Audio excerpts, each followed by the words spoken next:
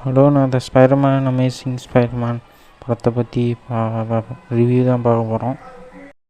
அதாவது அப்பா அம்மா இல்லாத தனியாக பிறக்கிற ஒரு தனியாக வாழ்ந்துருந்துட்டு அங்கிளோட அரவணைப்பில் வாழ்ந்துட்டுருக்க ஒரு குழந்தை பெரிய பையனாகிறான். அவனுக்கு திடீர்னு பார்த்தீங்கன்னா ஒரு ரேடியோ ஆக்டிவ் ஸ்பைடர் கிடச்சி அவன் ஸ்பைடர்மேன் ஆகிறான். அதுக்கப்புறம் அவன் வாழ்க்கையில் நடக்கிற விஷயங்கள் தான் இந்த அமேசிங் ஸ்பைடர்மேன் படம்.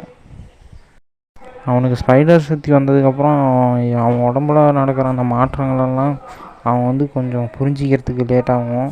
ஏதோ பேய் பிடிச்ச மாதிரி சுற்றிட்டு இருப்பான். அதெல்லாம் பார்க்க ரொம்ப காமெடியாக இருக்கும். குவென் ஸ்டேசியோட அவனுக்கு கிடைச்சிருக்க நட்புறவு கொஞ்சம் பாவம் பார்த்து குவென் ஸ்டேசி ரொம்ப அவன் மேலே ரொம்ப அக்கறை காட்டிப்பாங்க, பாவம் பார்ப்பாங்க. அவன் ரொம்ப அடி வாங்கிட்டே இருக்கிறதுனால அதெல்லாம் பார்க்க ரொம்ப எமோஷ்னலாக இருக்கும். பெரிய பல்டியோடு அவன் சண்டை போடும்போது அந்த பயங்கரமான ஃபைட் சீன்லாம் பார்க்கறதுக்கு ரொம்ப பயங்கரமாக இருக்கும்.